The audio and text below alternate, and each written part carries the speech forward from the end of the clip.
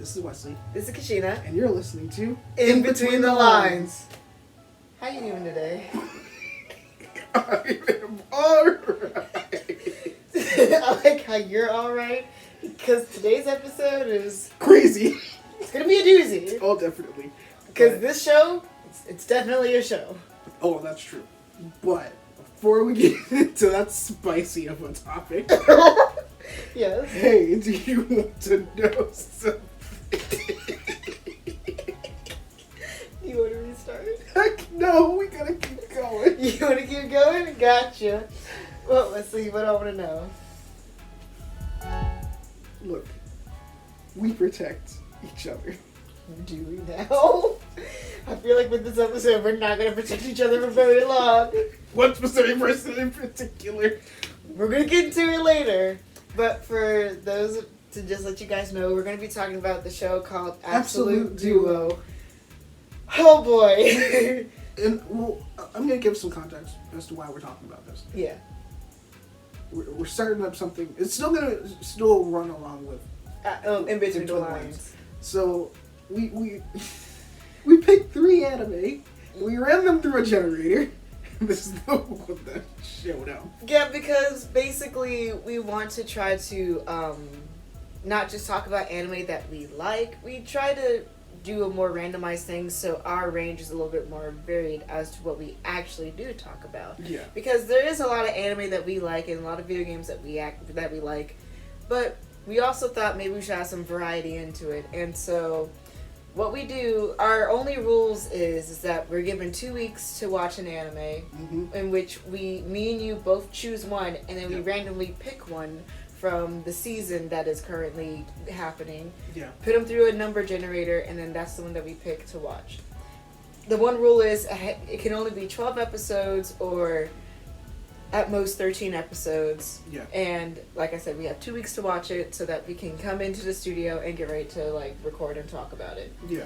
And so Fooly Cooly would have been an interesting one. Fooly Cooly would have definitely been an interesting one, but we chose Absolute Duo. And this is actually one that you put into the pot. Yep.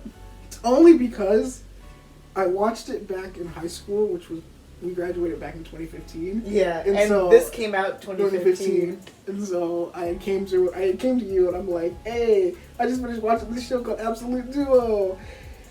But the way I had watched it through YouTube. And so when I watched it through YouTube, apparently the person who had uploaded it had sat there and cut out bits and pieces of it, but they kept all the action parts.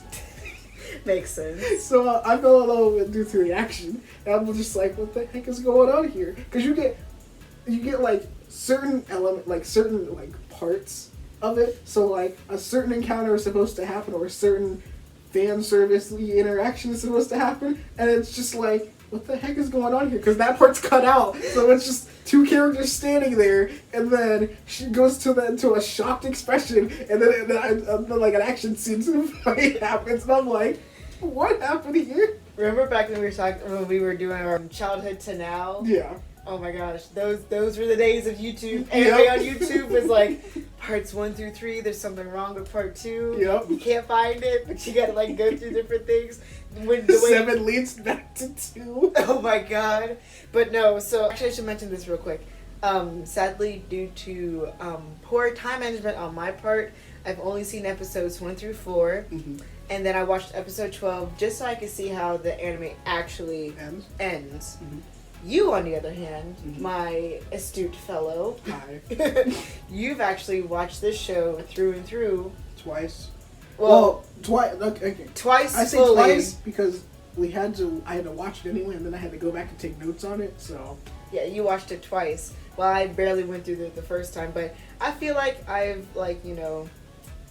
I have some things that I want to talk about, and there are some things you want to talk about. Yeah, we're pretty much in the same boat, but yeah. But so, for this first part real quick, what I'm going to do to you is I'm going to flip the script a little bit. You know how I'm supposed to be the co-host and you're the host? Sometimes you question me and stuff like that. Oh no, it's going to be another Kawakami interrogation all over again. Yep. This is another Kawakami 2.0.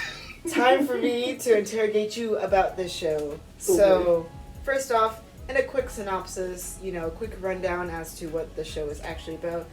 Well, in your words, what is Absolute Duo about? It's about nonsense. It is. I mean, I can agree with you on that one. I mean, they don't even explain what Absolute Duo is. Wait, we're not getting to that part yet. You know what? How about this? How about you give the explanation of what Absolute Duo is? Sure. Absolute Duo. So, Yes, Absolute Duo. the show. Alright, so the show Absolute Duo centers around this one guy named Toru.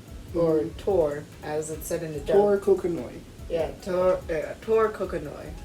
He, in this world, there are people who have this ability called Blaze. Basically, their souls is empowered to the point where they can actually create a weapon out of it. Usually, it's an actual weapon like sword or a gun or stuff like that. But a lance, you know, there's different things that it can turn into. But for Tor, he's an irregular, and instead of a weapon, he actually just creates a shield. Yeah. So he is known as an irregular amongst this in this universe. And there's an academy where they take these people as young kids, or not as young kids, but as like high schoolers, and they train them up via battle tactics and stuff like that, so that they can have basically like a little army of people who can fight. We're not really given a villain. Yeah. It's That's just, all like later on, but it's weird because like it's more or less the school is trying to achieve something called Absolute Duo, because in addition to these people having these special powers and stuff like that, they have to form 2-man group called duos. Yeah. And basically, you live with this person, you interact with this person every day. You're supposed to get to the point where eventually you are almost like one and the same. Yeah. So it's, if you ever seen the movie Pacific Rim, it's basically that. Pretty much. It's interesting. And it leads... The one thing that I will say is that like when you were talking about like the whole manifestation of the soul and you have like the blazes, it's weird because they call them Lucifers. Yeah, Lucifer. Lucifers. Lucifers. It sounds like Lucifer, but it's a K, and I'm like, okay, but like they get injected with Lucifers, and so it basically manifests within their soul, and then they can bring it out to be the weapon of their choice, and it's just weird. If you're wondering why we're having a hard time explaining this, it's because, you know what? I'm going to save that as a con for later. You'll understand why we're having a hard time explaining this later on in this episode. Mm-hmm. So, you know. Moving on. Also, spoiler warning, I don't know if many people know about Absolute Duo. Go on. Spoiler warning for those who do want to try to watch the show. Anyway, so it's time for me to start interrogating you. You've already answered the when and how you ran into this. Yep. Was you just found it on YouTube. Yeah. As a high schooler. Yep. Oh, the good old days. The good old days. The good old days. Well, back in 2015, anime was still... It wasn't as it was today, where it was seasonal. It was one of those things like, hey, here's a new show. Yeah. It's one of those times. Where it's like, what anime came out this time? Oh, it's just this. So... Less toxic community. Let's talk. It's a weird time. It was a weird time back then. So, continue on with my second question. Mm-hmm. Why did you stick with the show? As we kind of like previewed a bit. Yeah. The show is a bit weird. We kind of have our gripes with it. But what was the one thing that made you stick with the show in the first place? Mainly the action scenes. And then, like, I guess, like it was the action scenes, and then, like, I just wanted to learn more about the different characters due to, like, the whole things getting cut out due to YouTube, and I'm like... Oh, yeah, YouTube was like, we're not going to allow that. I'm like, okay, I want to know what happens with this certain character. Like, I want to know what happens with Tor, because Tor has he has a tragic backstory, where this random... I'm pretty sure this dude that's in his backstory is, like, a rival of his, and... He's like, the only reason why these people are gone is because they were weak. And I'm like, who the heck are you? And then this random chick jumps in front of him and then ends up getting your back sliced. And I'm like, who the heck is she? Nothing is explained. So there's a lot of mystery. Yeah. And you're like, I just want to find out what happened. Exactly. So, I mean, okay, I can see that as a very valid reason as to why you wanted to stick with this. Also, the fight scenes were interesting. You said the fight scenes were interesting, but as the anime was going on and it was coming closer to the end, like, what made you be like, was it one of those moments where you realize, like, 6 or 8 episodes in that you're just like, this really isn't my cup of tea, but I'm almost done with it, might as well just watch it to the end? Yeah, kind of. Like, it got to there was, like, one scene where, like, they had to, like, fight in a mall, and I'm like, why are we fighting in a mall? Can we be in a more open area?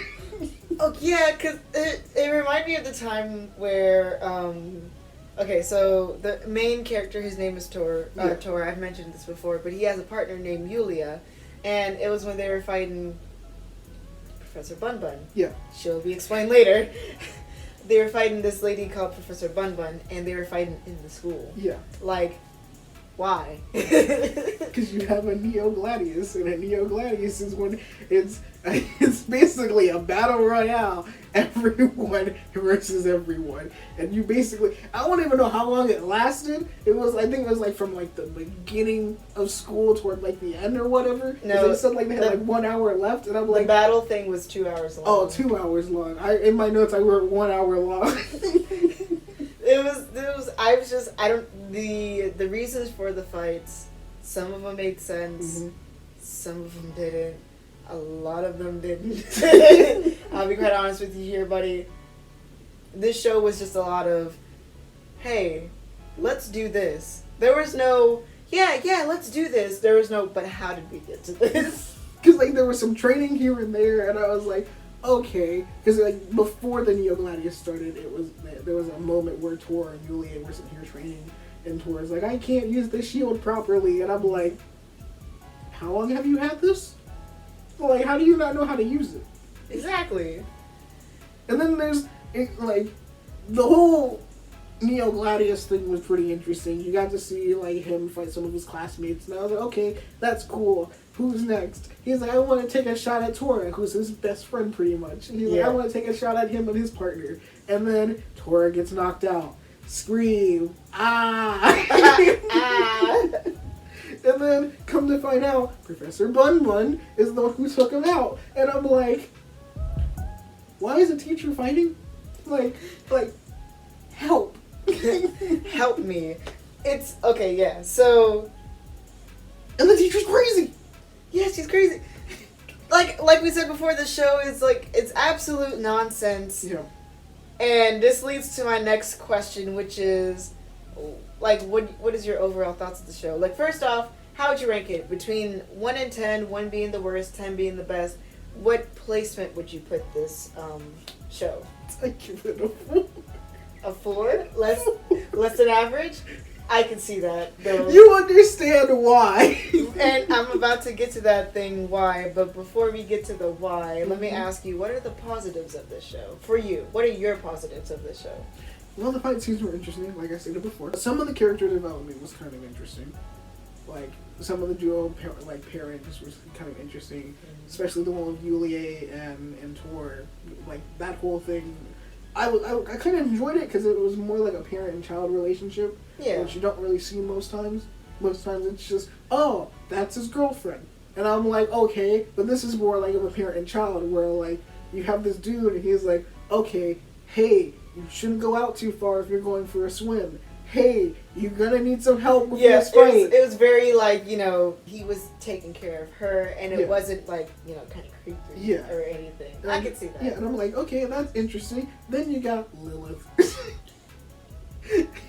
She's like, I'm an exception. What the heck is an exception? And she's like, the rules of this school do not apply to me because I am an exception. No matter how many times you say you are an exception, you don't explain is an exception? What an exception is. I can see that. Yeah. So now that we're done with your positives, it's time to get to your negative. Now we spoke about this a little bit before the show, and I need to keep you in my rings here, my dude. You are allowed to mention one particular scene that you don't like when it comes to this particular thing that you do not like. But you need to explain fully about this thing. I'm gonna preface this now. He got heated. 15 minutes. For 15 minutes, I heard nothing but a rant about this one thing. Don't get me wrong. When it comes to Honoka Miyabi, there's two things. I love her and I hate her. Alright then, why do you love her? I love her because she does something that no other character has been able to do, which is basically confess your feelings to someone. You know what? The other people in this show, yeah, that is true. Yeah. Now on to why I hate her. Oh boy. I hate her, and I use that term loosely, mind you. I dislike her because, like, you take this character and who has so much potential, and then you just throw her out the window. Oh yeah. They really did. They did not do well with this character when it came to this anime, like, at all. And you can clearly tell that she has a crush on Tor. Who's obviously the main character. He's our MC. And you can clearly tell she has a crush on him from day one. Also, where the heck was she during the freaking entrance exam? She was over here cowering in a corner. You in the entrance exam, you gotta fight the person sitting next to you. What, was that person just like, nah, fam, I'm good. She can have this one. She can take this one. I don't need to be a part of this academy. I'm out. With Miyabi, I'm gonna preface what you said earlier about how, you know, they took this really good character who could have potentially became something really, really brilliant, and they stripped her down and made her into one singular thing, and that was that thing you said before. She has a crush on Tor. Yeah.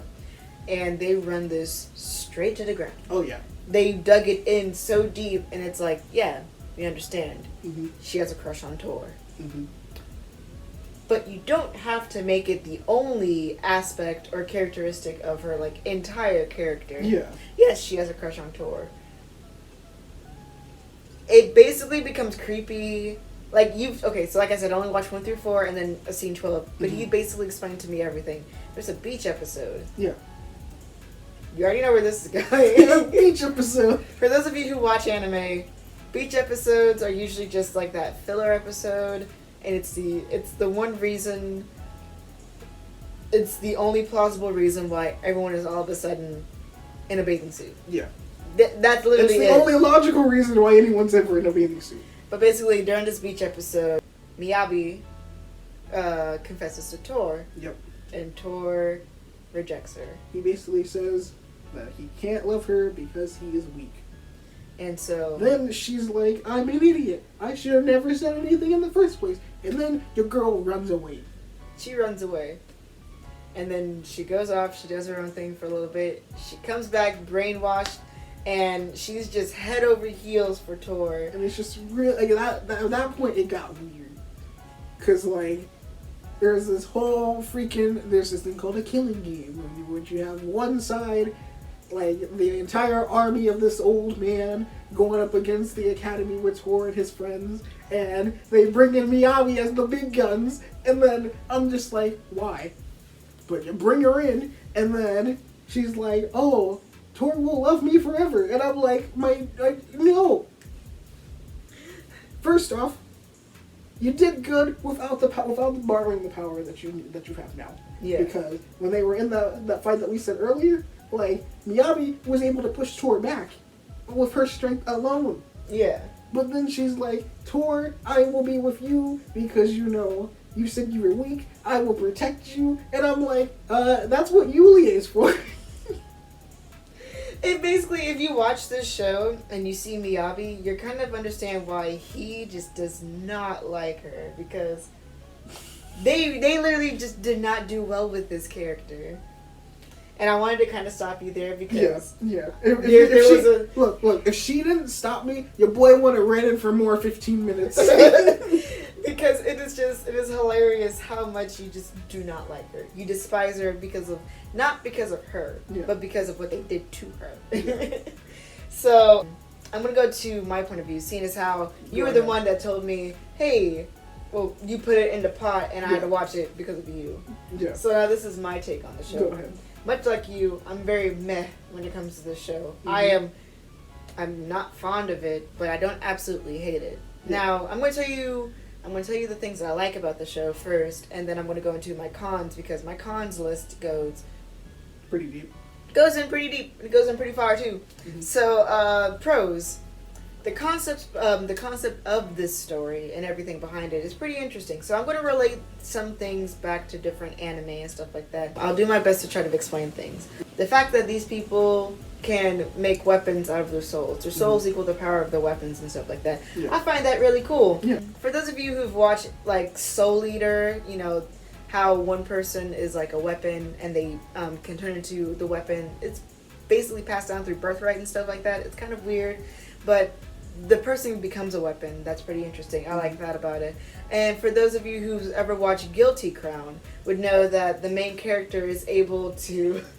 Wesley's laughing because he knows I hate Guilty Crown. She really hates it because of one person. This one guy. This one guy I just do not like. And I know one day I'm going to have to watch it so that I can talk about it on the show. Lo and behold, it's probably going to get put into the pot sooner or later. I know I'm going to probably put it in the pot because I hate myself and I'm just going to do it out of pure hatred. But anyway, in Guilty Crown, I'll talk more deeply about this. But basically, the main character is able to pull out your soul.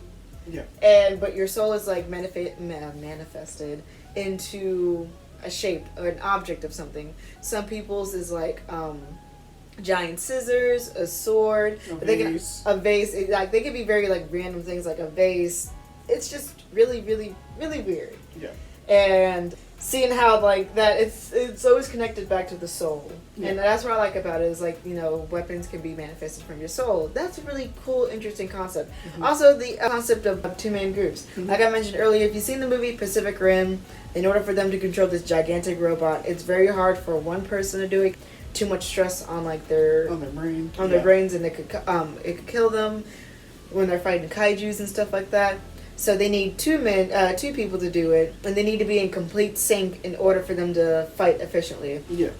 I like that part about it. I like, you know, the two-man group. Also relating back to Soul Eater. One day we're gonna have to talk about Soul Eater. Yeah. With Soul Eater, each team that's out there are a two-man group. You have a maestro, or I think you have a maestro, and then I think you have no, it's a meister and a weapon. So the meister, I don't know why I was about to call the weapon a reaper. No, so the meister is the person that can is in complete sync and is well balanced with the weapon, and they basically, the weapon can't control themselves in most situations. Yeah. They can't control themselves, so they need a meister to help them use their powers and use their abilities through and through. And it's really, really interesting. I love the show. It was the one show that got me more into watching anime more. But back to this show. Mm-hmm. Seeing that two-man group come back in this show, I really like that about it. Another way you can also think about it, because I know we talked about this a little bit earlier, was Power Rangers. I don't know. It's weird. Power Rangers. It's weird for me to say that. I mean, yes, it is from Japan. It's originally from Japan. Yeah. But the way how I think about it is that, like, if you're fighting alone, you have no one to back you up. You have no one to cover your weaknesses. Two-man group, you have someone to always back you up and cover for your weaknesses. Yeah. That's why I brought in Power Rangers, because basically, you're fighting as a group, you can cover each other. Yeah, they basically have each other's back, and I really like that part about it. And I like how they tried to implement that into this. And I'll explain why. It's just, this show is kind of a disappointment. But anyway, back to the positives. Many times on this show I've mentioned how much I love music. I love music of any kind. If I like the opening, I'm more or less, much to my demise, will put it on my playlist and then do my best to actually watch the show, because, you know, it has wronged me before. Guilty Crown is obviously, you know, the top example. Yep. But if I like the intro, Hunter was the example for me. If I like the intro, I'm gonna watch the show. But not only that, I also like the ending songs too. It's not very often that I like the ending songs. Like, a couple of the ending songs when it came to My Hero Academia, Yeah. I freaking love it. And Oh, yeah. they're on my playlist, and I love it every day. Same. But when it comes to endings, I usually skip over them because I'm like, all right, what's the next episode? Come on, I'm ready to go. But for this one, 2 of the 3 opening endings that I've heard they were both amazing, and I'm like, yeah, I'll put this on my playlist any day of the week. It's absolutely fine. And then the third thing I like about this show is the references back to Norse mythology. I have always been interested in Norse mythology. Thor, Loki, stuff like that. I think they mentioned it like a couple times. Yeah, they mentioned it because like I remember Yulia mentioned it with Thor. Yeah, because she said Thor's name is. It reminds her of Thor, and then she gave his punching attack Mjolnir. Yeah, so. Mjolnir, and I was just like, oh, that's so cool! I love it. So it's like little references back to Norse mythology. Now, time for me to end with the positives. Negatives. And begin with the negatives. So, my cons with this show, and he can agree with me with this one. Pacing is weird. Oh yeah, pacing's definitely weird. In one episode, so many things could happen, and then in the next episode, almost nothing could happen. Yeah. And I'm always left in the dark as to how the pacing actually works. I'm like, what? Yeah. Why? There's a lack of focus when it comes to the show. One thing I can say is, I know I've only watched the first 4 episodes and I watched the last episode, but Wesley has reconfirmed with me that when it comes to, there's only 12 episodes. Yeah. An outside threat isn't actually shown, like a real threat isn't shown until like halfway through. Well, until yeah, until like the end, like the later. Yeah, later like half. episode 8 through 12. Yeah. Like that's when we're introduced to like an antagonist of some kind. Yeah. And you're just kind of like, all right, so now I'm supposed to be invested? Like, and what does that mean? It's weird because, like, the threat comes in, like, during the training camp scenes, and I'm like, why is this a thing? Like, you don't really explain it, you just, okay, hey, we're gonna take Sakuya, who's the headmistress. Like, how does that whole thing work? Like, all of a sudden, it's so weird as to why they're just kind of like, yeah, we're just going to throw it in there. It makes me think, like, the writers of the show were just kind of like, yeah, oh no, we didn't put in a villain. Here, we're going to do it now. But, sir, we're almost done with, like, the 12 episodes. It doesn't matter. It doesn't matter. Just put them in, now. No. Like, if you're gonna make... I get I'm being a little bit nitpicky. Yeah. But if you're going to make a villain, make him have an everlasting threat. Yeah. Like, don't sit here and just... It feels like you just threw someone a bone and just like... And give him a real motive. Like, I get the guy lost his brother. And he's mad. But really? That's your whole motivation for destroying a school and becoming like, power's all I need? Power's only gonna get you but so far. I know having your brother killed and you want to avenge him is a really like admirable need, is like an admirable thing. But the way they kind of explained it, it was just no. Yeah. And it was just weird because like every time he looked at Tor, he was like, "Well, we're just going to see your face in despair." I'm like, "So now you're going from being power hungry to seeing someone in despair? Make up your mind, my guy. Which one you want? Do you want the power? We can give you the power. You want despair? You're gonna have to go somewhere else with that." So I know we're running a little bit long with this episode, so I'm going to try to hurry up with my part. So another thing that I don't like about this show is they rely too much on fan service. Yeah. For those of you who don't know, who are kind of like new to anime and stuff like that, fan service is basically they put inappropriate scenes. It's not inappropriate. I don't know how to explain this. It's basically just something to amuse the viewer. Something to amuse the viewer. So, for example, this show has a lot of females. They have a lot of female protagonists and stuff like that. A lot of them are well endowed in the chest area. Yep. You can kind of see where this is going. Yep. There were times where the camera was a bit too focused on the female anatomy, let's just say that. Yeah. And then there are also kind of some scenes where we see a little bit of nudity, and yeah, it's just weird. It's really, really, really weird. And like some fan service, like they have fan service in anime, it's a thing that's somewhat expected. Yeah. And it can be, you know, like kind of like an accepted thing. It's something that you'll just see in anime if you ever do decide to just watch anime. Yeah.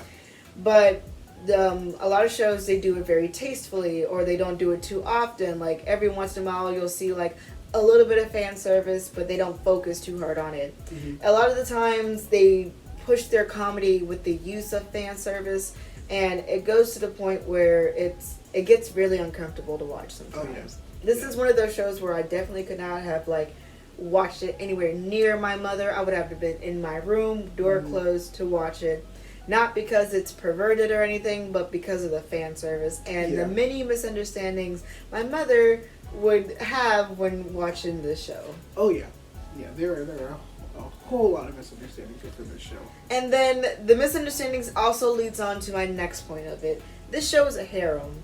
You're gonna have to explain that one. Yeah, re-education as to what a harem is basically when you have one male protagonist building up a group of female protagonists around him.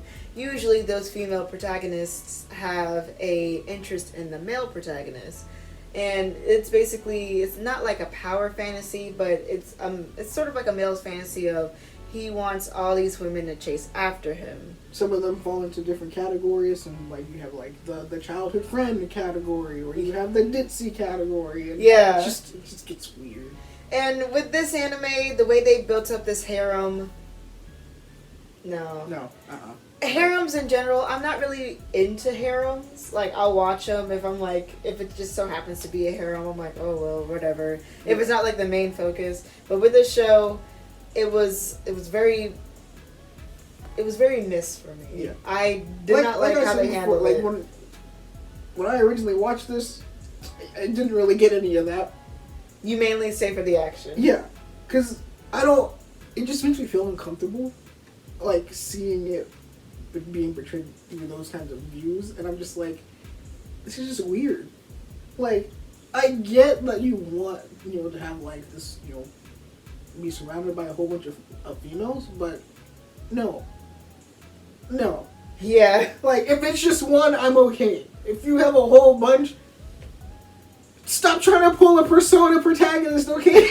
Oh yeah, the Persona protagonist when they just date every girl that's available. And stop trying to pull a Persona 3, okay? You don't need to sit here and date every single one. Lo and behold, none of them know that you're dating each one of them. I'm just like, you need the boys. Oh no. It can lead to some very, very awkward situations. And like I said, the whole time I was just kind of like, this is really, really awkward. Yeah. So, seeing as how this episode's running a little bit long, that was basically the end of my thing. So, the very last question I would like to ask before we end the episode is, like, what are your overall thoughts? Would you recommend this series to somebody else? And as to, if you would, why? So, first off, would you recommend it?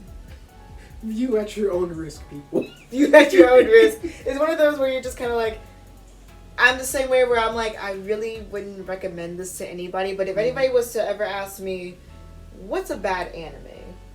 This would be an example, along with King's Game. Oh, yeah. Those two anime would be those that, like, if somebody asked me, it's a weird question, but like, if someone's like, if anime is so good, is there anything bad with it? And you're like, oh yeah, we have our bad eggs, and then I'll show them these two animes. Yeah. Oh my god. What about for you? For me? Oh, definitely. This is one of those.